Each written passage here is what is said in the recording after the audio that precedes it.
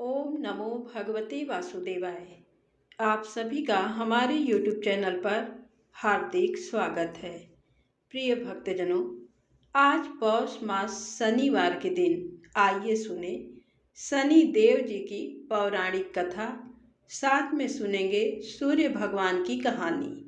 तो सबसे पहले आइए सुनते हैं बड़ी ही प्रेरणादायक कहानी कर्मों का फल। बहुत समय पहले की बात है। एक छोटे से गांव में रामलाल नाम का एक किसान रहता था। मेहनती, सरल और ईमानदार रामलाल का जीवन अपनी पत्नी के साथ बड़े स्नेह और संतोष से बीत रहा था। शादी के कुछ वर्षों बाद उन्हें एक बेटा हुआ, जिससे उनका परिवार पूर्ण हो गया। लेकिन जब बेटा 5 साल का हुआ, तभी अचानक उसकी पत्नी की बीमारी से मृत्यु हो गई। पत्नी की मृत्यु के बाद रामलाल का जीवन वीरान हो गया।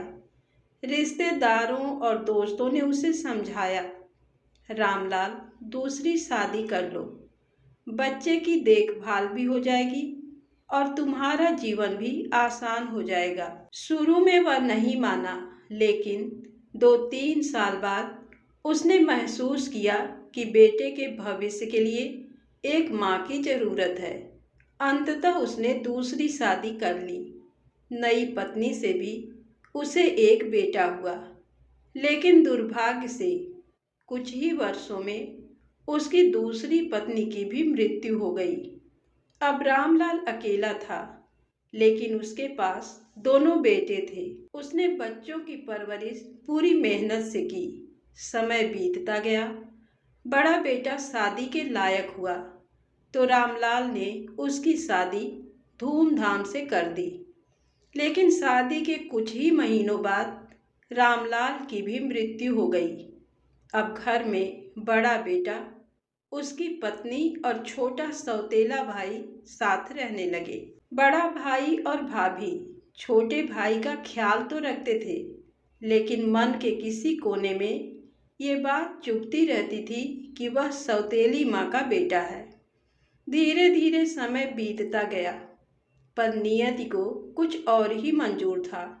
छोटा भाई अचानक गंभीर रूप से बीमार पड़ गया। बड़े भाई ने इलाज में कोई कसर नहीं छोड़ी। वैद्य, हकीम, डॉक्टर सबको दिखाया, लेकिन कोई फायदा नहीं हुआ। एक रात बड़े भाई और भाभी आपस में बैठकर बात कर रहे थे। भाभी बोली, इतना खर्चा हो चुका है, फायदा कुछ नहीं। अगर ये बच गया तो प्रॉपर्टी का आधा हिस्सा भी इसे देना पड़ेगा। बड़े भाई ने सोचा और धीरे से कहा, सही कहती हो, अगर ये नहीं रहा तो किसी को शक भी नहीं होगा। अगले दिन बड़े भाई ने वैद्य से बात की और लालच में उसे पैसे देकर कहा, अब दवा की जगह जहर देना। वैद्य भी पैसे के प्रलोभन में आ गया। दवा के नाम पर धीरे धीरे उसे जहर दिया जाने लगा और कुछ ही दिनों में छोटे भाई की मृत्यु हो गई। भाई भाभी ने सोचा, अब हमारा जीवन सुख से बीतेगा। समय बीता। कुछ दिनों बाद उन्हें एक बेटा हुआ, जिसका उन्होंने बड़े प्यार दुलार से पालन पोषण किया। बेटे की शादी भी धूमधाम से करवाई। सब कुछ अच्छा चल रहा था, लेकिन अचानक नियत ने करवट ली। उनका बेटा गंभीर बीमारी में पड़ गया। इलाज पर उन्होंने सब कुछ खर्च कर दिया। खेत बाड़ी, गहने, घर का धन सब बिक गया, लेकिन बेटे की सेहत नहीं लौटी। एक दिन बेटा चारपाई पर लेटा था। पिता उसके पास बैठे थे। बेटा धीरे से बोला, भैया, हिसाब किताब पूरा हो गया है, बस कफन और लकड़ी का इंतजाम बाकी है, फिर मैं चला जाऊंगा। पिता चौंक गए। बोले, बेटा, मैं तुम्हारा पिता हूँ, भैया नहीं। बेटे ने मुस्कुराते हुए कहा, नहीं, आप मेरे भैया हैं। लड़के ने दुखी स्वर में कहा, पिताजी, मैं आपका वही भाई हूँ जिसे आपने जहर देकर मरवा दिया था। जिस संपत्ति के लिए आपने मुझे मारा था, वही अब मेरे इलाज में आधा बिकने वाला है। हमारा हिसाब बराबर हो गया है। इससे दुखी पिता का दिल टूट गया। वह फूट फूट कर रोने लगा और बोला, मेरा तो कुल नाश हो गया। जो मैंने किया वह सब मेरे सामने आ गया। लेकिन तुम्हारी पत्नी का क्या दोष है जो इसे जिंदा ही जलाया जाएगा। उस समय सती प्रथा चल रही थी, जिसमें पति की मृत्यु के बाद पत्नी को पति की चिता के साथ जला दिया जाता था। लड़के ने अपने पिता को दुख भरी नजरों से देखा और कहा, पिताजी, वह कहाँ है जिसने मुझे जहर दिया था। पिता ने उत्तर दिया, तुम्हारी मृत्यु के 3 वर्ष बाद उनकी मृत्यु हो गई थी। लड़के ने कड़वाहट से हंसते हुए कहा, वह दुष्ट डॉक्टर आज मेरी पत्नी के रूप में है। मेरे मरने पर उसे जिंदा जला दिया जाएगा। कहते हैं कि ईश्वर का न्याय अटल है। ये कहानी इसी न्याय को दर्शाती है। जीवन में किए गए कर्मों का हिसाब अंततः सामने आ ही जाता है। कहानी के अंत में यही संदेश मिलता है कि जैसा बोओगे वैसा काटोगे। जीवन में सच्चाई और ईमानदारी से जीना ही सबसे बड़ा धर्म है। धर्मराज तिल तिल का हिसाब लेंगे। तो प्रेम से बोलें, लक्ष्मी नारायण भगवान की जय हो। अब आइए सुनते हैं शनिदेव जी की पौराणिक कथा। पुराणों के अनुसार शनिदेव का एक नाम कृष्ण भी है। ये नाम स्वयं श्री कृष्ण भगवान ने शनिदेव को दिया था। आज के दिन जो भी मनुष्य इस व्रत को करता है या कथा का श्रवण करता है, तो उन भक्तों पर शनिदेव जी के साथ साथ हनुमान जी की कृपा भी प्राप्त होती है, क्योंकि शनि दोष से परेशान मनुष्य इस दिन हनुमान जी की कथा को सुनने तथा भजन कीर्तन करने से उनकी सभी प्रकार के ग्रह और साढ़े साती ढैया समाप्त हो जाती है और साथ ही शनिदेव की कृपा से भक्तों को रोगों से मुक्ति मिलती है। तो भक्तजनों, आइए श्रवण करते हैं दुख दारिद्र्य को दूर करने वाली शनिदेव जी की बड़ी ही दुर्लभ पावन कथा। किसी गांव में एक बहुत ही विद्वान ब्राह्मण रहा करते थे। एक दिन रात्रि में उसने सपने में देखा कि एक नीला वस्त्र पहने हुए बहुत ही दिव्य पुरुष उससे कह रहा है कि हे ब्राह्मण देवता, मैं तुझे लगूंगा। अब देखिए, ये सपना उस ब्राह्मण को रोज दिखाई देता। इससे वह परेशान हो गया और दुबला पतला होने लगा। उसका स्वास्थ्य बहुत ही गिरने लगा। एक दिन उसकी पत्नी ने कहा, देखिए, मैं आपको कितना अच्छे से खिलाती पिलाती हूँ, मेवा मिश्री खिलाती हूँ, दूध मलाई खिलाती हूँ, अच्छा भोजन आहार पकाकर खिलाती हूँ, फिर भी आप इतने दुबले पतले क्यों होते जा रहे हैं? इसका क्या कारण है? प्रिय भक्तजनों, उस ब्राह्मण ने अपनी पत्नी से अपना सारा हाल बताया कि मेरे सपने में एक नीले कपड़े पहने हुए बहुत ही दिव्य पुरुष आते हैं। वे मुझसे कहते हैं कि हे ब्राह्मण, मैं तुझे लगूंगा। अब यही सोचकर मुझे भूख प्यास नहीं लगती, मैं दुबला होता जा रहा हूँ। तब ब्राह्मणी ने कहा, हे पतिदेव, मुझे लगता है कि आपको शनि भगवान दर्शन देते हैं। आपके ऊपर शनि की दशा शुरू होने वाली है, इसलिए आपको वे सचेत करते हैं। अवश्य ही वे शनि महाराज हैं। अब की बार जब दिखें तो आप उनसे कहिएगा कि आप मुझे सिर्फ 1.15 पहर ही लगना। प्रिय भक्तजनों, उसी दिन जब रात्रि होती है तो ब्राह्मण फिर से सोता है और उसके सपने में शनि भगवान दर्शन देते हैं और कहते हैं, हे ब्राह्मण, आज मैं तुम्हें लगूंगा। तब ब्राह्मण ने कहा, हे भगवान, यदि आप लगना ही चाहते हैं तो लग जाइए, लेकिन ये बताइए आप कितने दिनों के लिए लगोगे? तब शनिदेव जी ने कहा, हे ब्राह्मण, तुम्हारे ऊपर साढ़े साती शुरू होने वाली है, मैं तुम पर 7 साल के लिए लगूंगा। तब ब्राह्मण ने कहा, क्षमा कीजिए भगवान, इतना भारी तो मुझसे झेला नहीं जाएगा। 7 साल बहुत हैं। तब शनिदेव जी बोले, अच्छा 5 वर्ष के लिए लगूंगा। तब ब्राह्मण ने कहा, शनि महाराज ये भी मेरे लिए ज्यादा है। तो शनि भगवान बोले, तो ठीक है, 2.5 साल का लग जाऊं। ब्राह्मण ने फिर मना कर दिया। तब शनि देव कहने लगे, 1.25 पहर का लगूंगा तो ठीक रहेगा। प्रिय भक्तजनों, उसे 1.25 पहर की शनि की दशा लग गई। ब्राह्मण ने नींद से उठते ही अपनी पत्नी से कहा, देखो मेरे 1.25 पहर की शनि की दशा लगी है, इसलिए मैं जंगल में जाकर समय बिताऊंगा।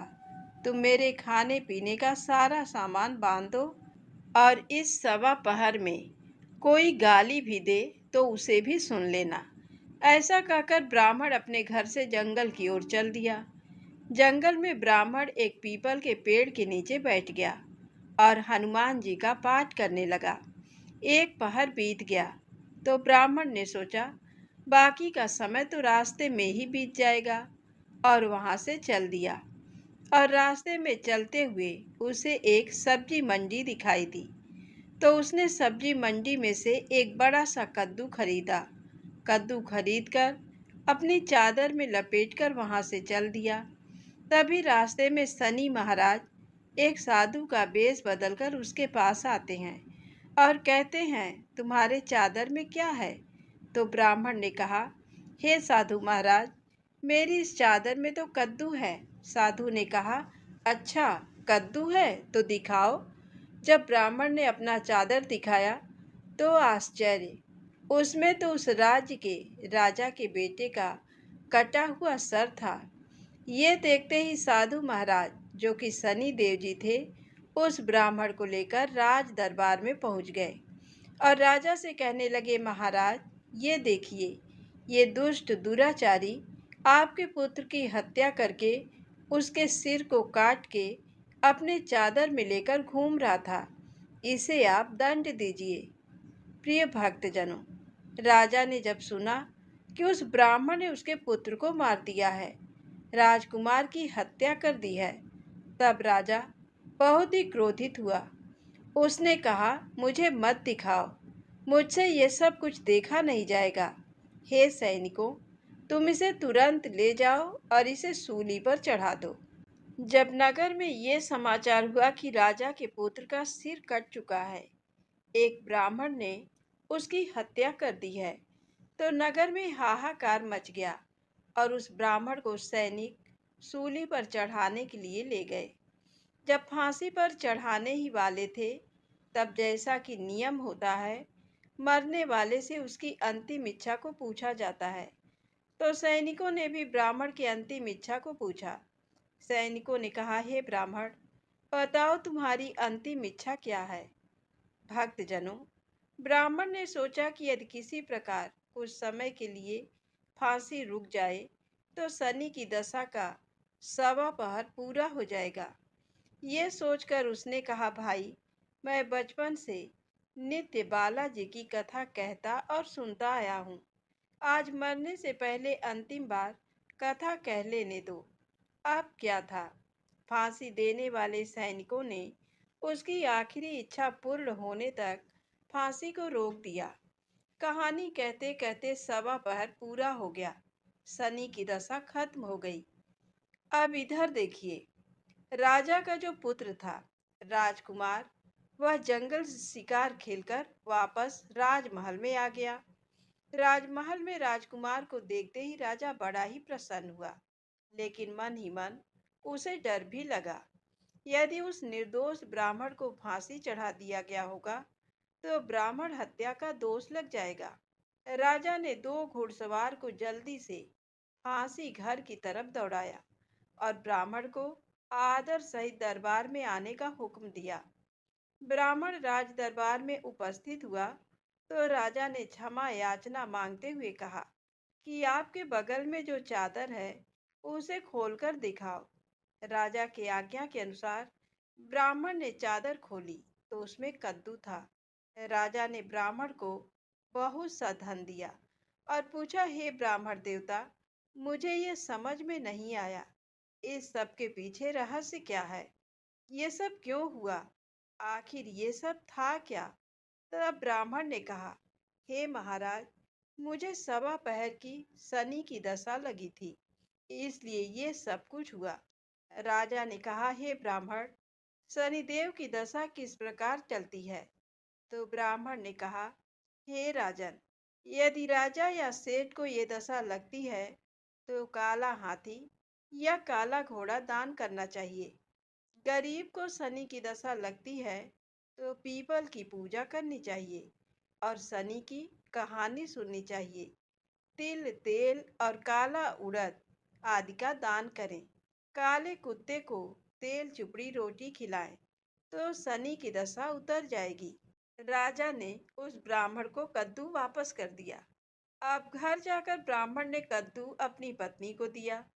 जब उसकी पत्नी ने सब्जी बनाने के लिए उस कद्दू को काटा तो उसके बीजों की जगह हीरे मोती निकलने लगे। तब ब्राह्मणी ने पूछा, हे पतिदेव, ये सब क्या है? इसमें से हीरे मोती कैसे निकल रहे हैं? इसे कहाँ से लाए हैं?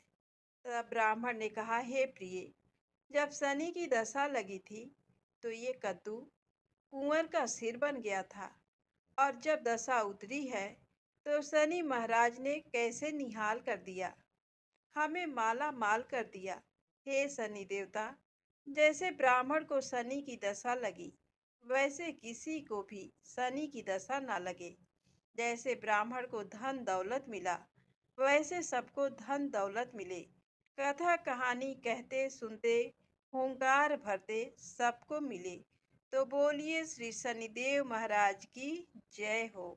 ओम नमः शिवाय। प्रिय भक्तजनों, आइए अब सुनते हैं भगवान शनिदेव की दूसरी कथा। ये कथा सुनने से भक्तों को मनोवांछित फल की प्राप्ति होती है। नर्मदा नदी के किनारे एक गांव में बहुत ही बड़े साहूकार का परिवार निवास करता था। साहूकार की मृत्यु हो चुकी थी। घर में साहूकारनी और उसके 2 बेटे, एक बड़ी बहू थी। साहूकारनी का छोटा बेटा मानसिक रोग से ग्रस्त था। उसकी मानसिक स्थिति ठीक नहीं थी।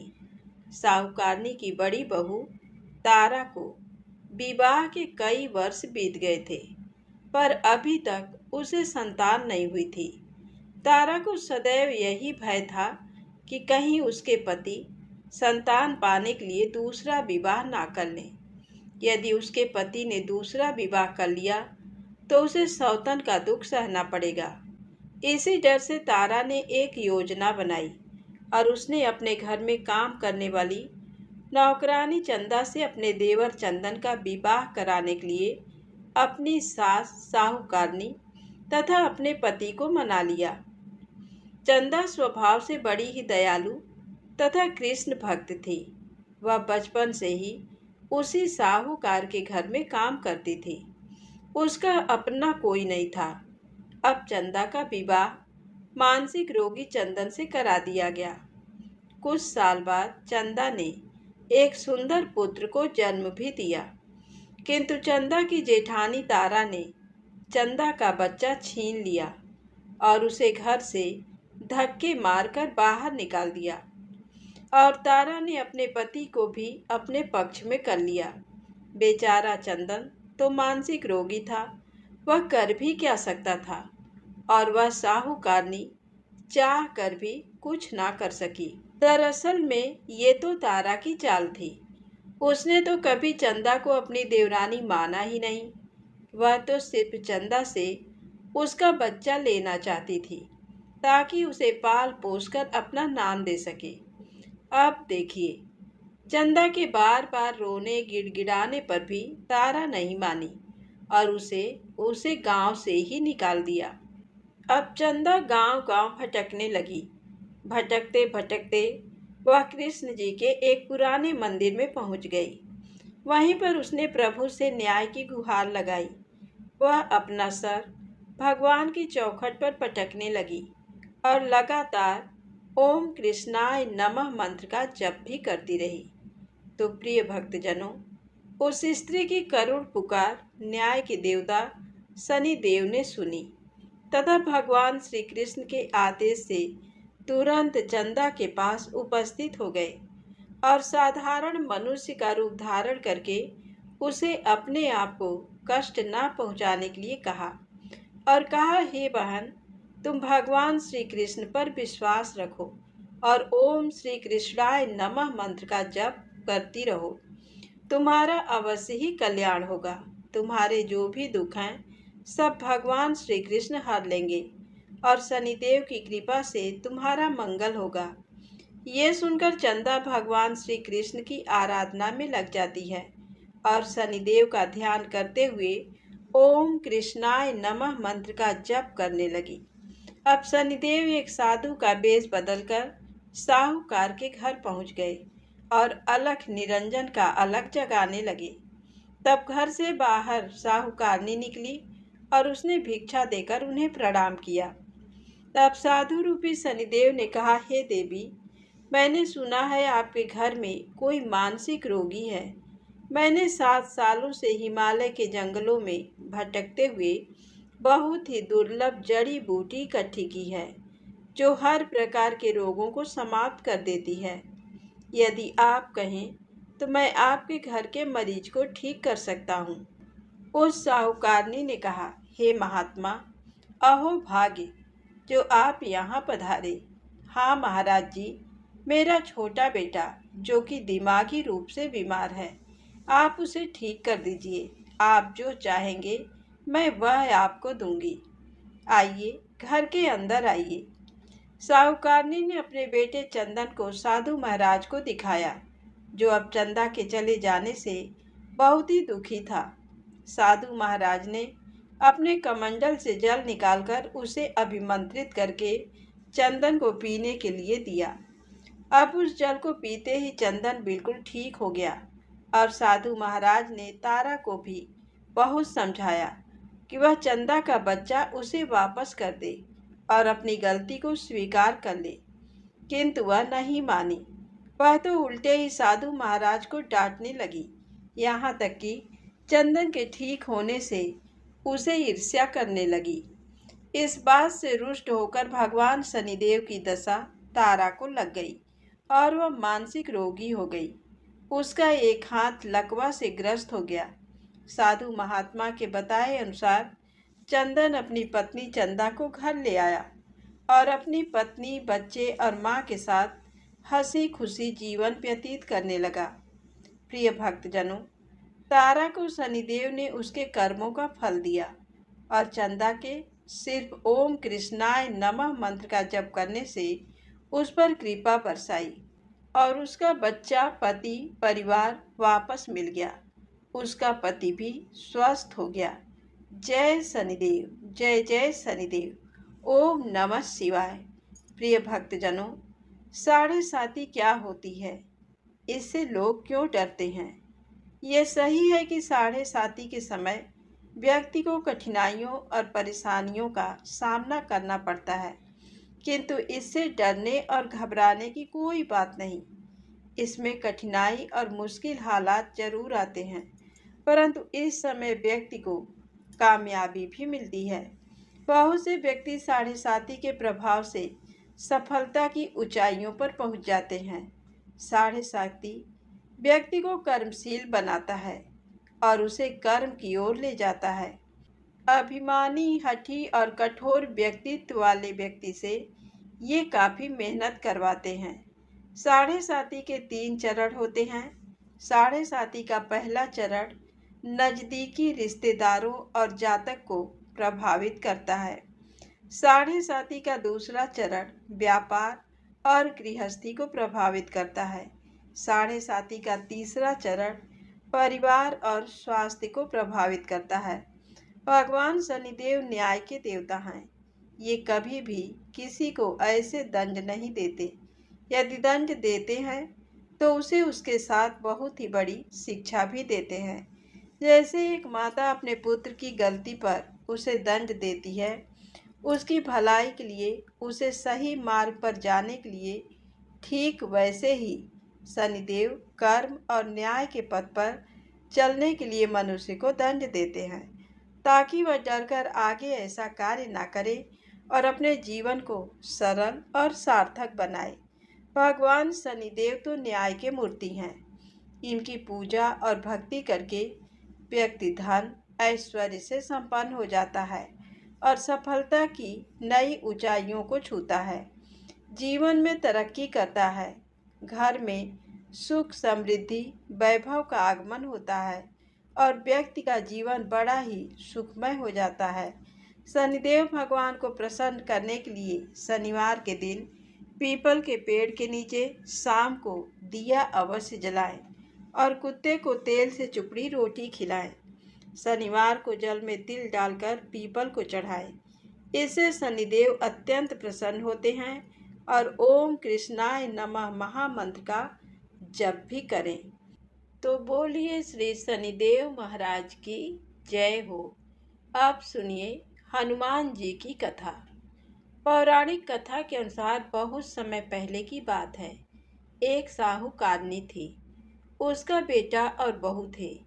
पति की मृत्यु युवावस्था में ही हो गई थी और इस तरह उस साहूकारनी का रोज का नियम था, वह हनुमान जी के मंदिर में जाती और साथ में हलवा पूरी और चूरमा बनाकर ले जाती और हनुमान जी से कहती, कांधे सोटो लाल लंगोटो, हनुमान जी खायो चूरमे और रोटी। मैंने तुम्हें दिया जवानी में, तुम मुझे देना बुढ़ापे में। अब क्या था, पूजा करने के बाद वह साहूकारनी अपने घर आई तो उसकी बहू बोली, सासू जी तुम चूरमा रोटी लेकर कहाँ जाती हो? वह साहूकारनी बोली, मैं बालाजी के मंदिर में जाती हूँ। तो बहू बोली, मंदिर में तो नहीं जाती हैं आप, हमें तो लगता है आप अपने खाने के लिए रोज चूरमा और हलवा बनाती हैं और चोरी चुपके जाकर कहीं खा लेती हैं। प्रिय भक्तजनों, सास अपनी बहू की बातें सुनती है तो भी कुछ नहीं बोलती और उसका मन बड़ा ही दुखी होता है और उसे ये दुख होता है कि वह भगवान की भक्ति करती है और उसकी बहू उसे चटोरी कह रही है। अब क्या था, दुख के मारे वह जाकर अपने कमरे में सो जाती है। सोते सोते 5 दिन हो गए। हनुमान जी सपने में आए और बोले, हे साहूकारनी, तूने तो जवानी में दिया है, मैं तुझे बुढ़ापे में देता हूँ। साहूकारनी बोली, हे हनुमान जी, आज तो आप मुझे खाने के लिए दे देंगे, लेकिन रोज कौन देगा? हनुमान जी बोले, हे साहूकारनी, मैं तुम्हें रोज दूंगा। अब क्या था, हनुमान जी की महिमा देखिए। उन्होंने साहूकारनी के लिए चूरमा रोटी हलवा पूरी दिया। साहूकारनी चुपचाप चूरमा रोटी खा लेती है। इसी प्रकार 5-6 दिन बीतते हैं और धीरे धीरे बहू के घर में से अचानक अनाज इत्यादि खत्म होने लगते हैं। उसके पास कुछ नहीं रहता, सब चीज में घाटा पड़ गया। बहू ने सोचा, सास को 7 दिन हो गए हैं, मैंने तो उन्हें खाने को कुछ दिया भी नहीं, देखूं तो कैसी हैं। अब देखिए, बहू अपनी सास के कमरे में जाकर देखती है तो उसने क्या देखा कि उसकी सास तो अच्छी भली मोटी ताजी हैं। बहू बोली, सासू जी, मैंने तुम्हें खाने को भी नहीं दिया और तुम क्या खाती हो, इतनी स्वस्थ और मोटी ताजी हो। तो सास बोली, मुझे तो हनुमान जी मीठी मीठी हलवा और रोटी दे जाते हैं, मैं वही खाती हूँ। अब क्या था, बहू सास के पैरों में गिर गई। उसे पछतावा हुआ। वह बोली, हे सासू माँ, हम तो तुम्हारे भाग्य का खाते हैं, हमारे घर में तो कुछ भी नहीं रहा। मैंने आपको खाना नहीं दिया, मैंने आपकी भक्ति को झूठा समझ आपको चटोरी समझा, इसलिए भगवान ने मुझे ये दंड दिया। 7 दिन के अंदर ही हमारे घर से अनाज धन इत्यादि समाप्त हो गया। हे सासू माँ, अब आप ही सब कुछ संभालो, मुझे आपकी भक्ति पर विश्वास हो गया। आपने हनुमान जी को भोग लगाया जवानी में और हनुमान जी ने आपको वही भोग बुढ़ापे में लौटाया है। आपका पेट भरा है। हनुमान जी की महिमा अपार है, कोटि कोटि प्रणाम है। प्रिय भक्तजनों, अब क्या था। उस सास ने खुशी खुशी घर की सारी जिम्मेदारी संभाल ली और सास यानी कि वह साहूकारनी हनुमान जी को रोज चूरमा रोटी हलवा पूरी खिलाया करती, हलवा पूरी चढ़ाया करती थी। फिर घर में बहुत बरकत हुई और खूब धन धान्य आने लगा। हे हनुमान जी महाराज, हे बालाजी महाराज, जैसे आपने उस साहूकारनी को दिया वैसा सबको देना। सबके घर में अन्न धन के भंडारे भरे रखना, सबका भला और मंगल करना। इस कथा कहानी को कहने सुनने वाले तथा हुंकार भरने वाले सभी को देना। बजरंग बली हनुमान जी की जय। ओम नमः शिवाय। आइए अब सुनते हैं राम से बड़ा राम का नाम। राम नाम की महिमा अपरंपार है।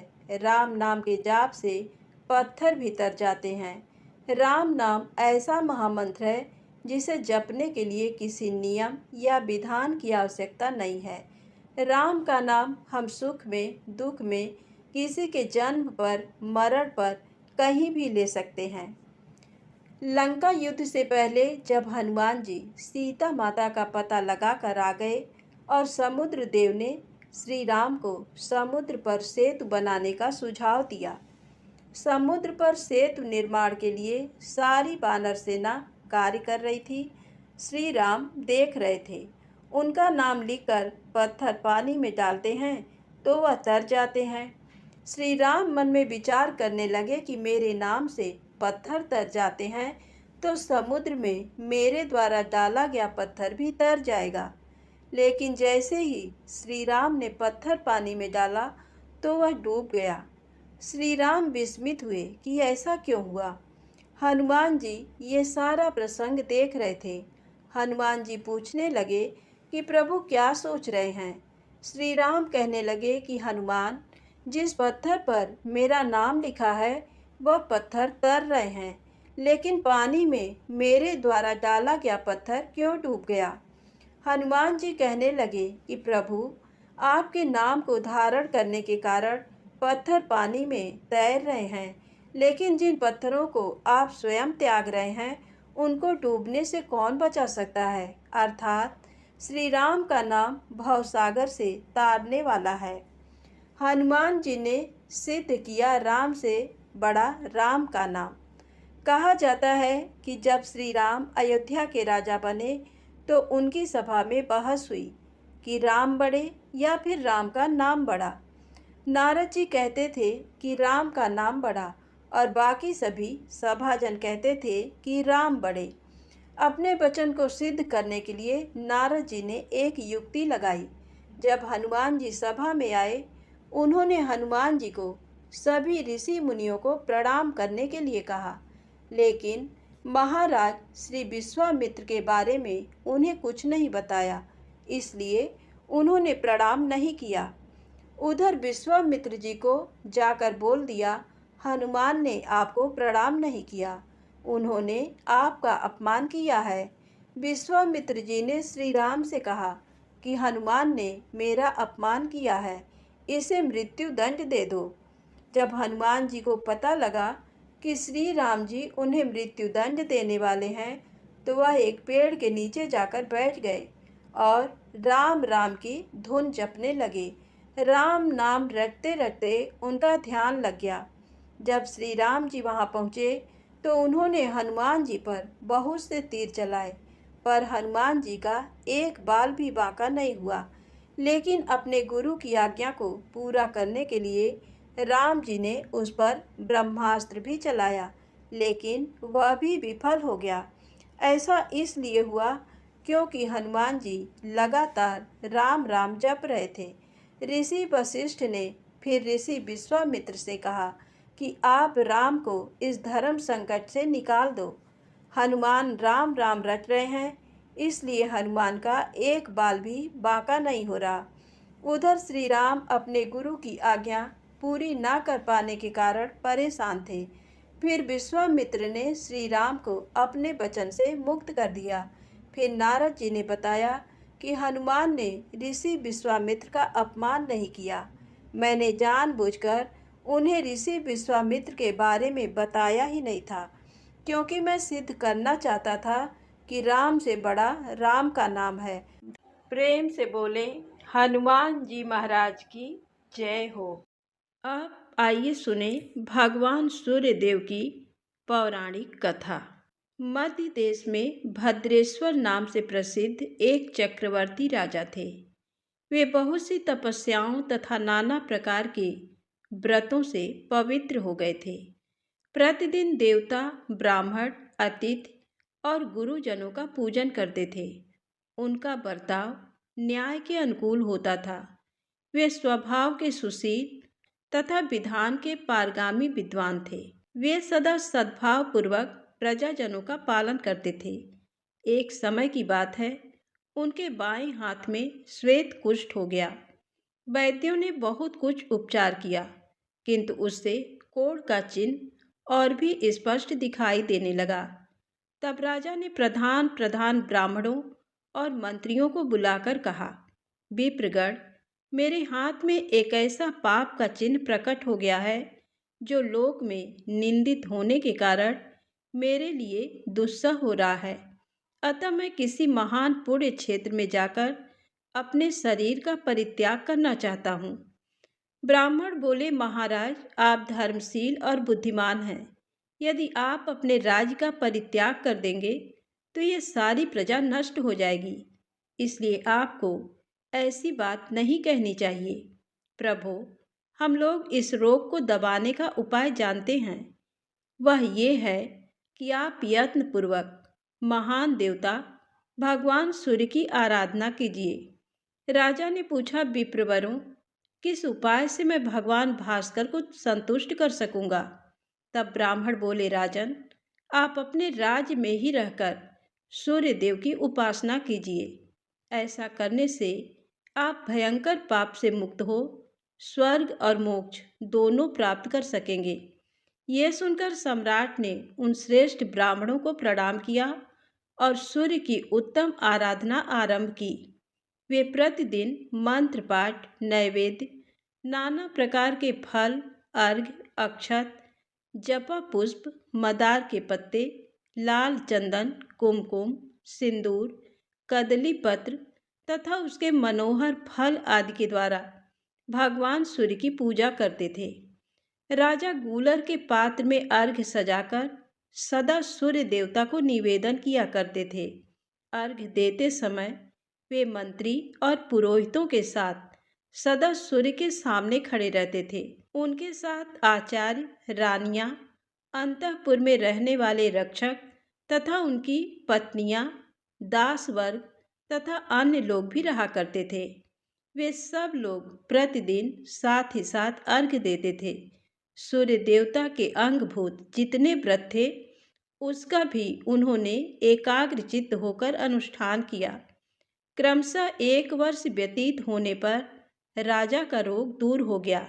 इस प्रकार उस भयंकर रोग नष्ट हो जाने पर राजा ने संपूर्ण जगत को अपने यक्ष करके सबके द्वारा प्रभात काल में सूर्य देवता का पूजन और व्रत कराना आरंभ किया। सब लोग कभी हविष्यान्न खाकर और कभी निराहार रहकर सूर्य देवता का पूजन करते थे। इस प्रकार ब्राह्मण, क्षत्रिय और वैश्य, इन 3 वर्गों के द्वारा पूजित होकर भगवान सूर्य बहुत संतुष्ट हुए और कृपा पूर्वक राजा के पास आकर बोले, राजन, तुम्हारे मन में जिस वस्तु की इच्छा हो उसे वरदान के रूप में मांग लो। सेवकों और पुरवासियों सहित तुम सब लोगों का हित करने के लिए मैं उपस्थित हूँ। राजा ने कहा, सबको नेत्र प्रदान करने वाले भगवान, यदि आप मुझे अभीष्ट वरदान देना चाहते हैं तो ऐसी कृपा कीजिए कि हम सब लोग आपके पास रहकर ही सुखी हों। सूर्यदेव बोले, राजन, तुम्हारे मंत्री, पुरोहित, ब्राह्मण, स्त्रियां तथा अन्य परिवार के लोग सभी शुद्ध होकर कल्प पर्यंत मेरे रमणीय धाम में निवास करें। ऐसा कहकर संसार को नेत्र प्रदान करने वाले भगवान सूर्य वहीं अंतर ध्यान हो गए। तदनंतर राजा भद्रेश्वर अपने पुरवासियों सहित दिव्य लोक में आनंद का अनुभव करने लगे। वहाँ जो कीड़े मकोड़े आदि थे, वे भी अपने पुत्र आदि के साथ प्रसन्नतापूर्वक स्वर्ग को सिधारे। इसी प्रकार राजा, ब्राह्मण, कठोर व्रतों का पालन करने वाले मुनि तथा क्षत्रिय आदि अन्य वर्ण सूर्य देवता के धाम में चले गए। जो मनुष्य पवित्रता पूर्वक इस प्रसंग का पाठ करता है, उसके सब पाप का नाश हो जाता है तथा वह रुद्र की भांति इस पृथ्वी पर पूजित होता है। जो मानव संयम पूर्वक इसका श्रवण करता है, उसे अभीष्ट फल की प्राप्ति होती है। इस अत्यंत गोपनीय रहस्य का भगवान सूर्य ने यमराज को उपदेश दिया था। तो प्रेम से बोलें, सूर्यदेव भगवान की जय हो।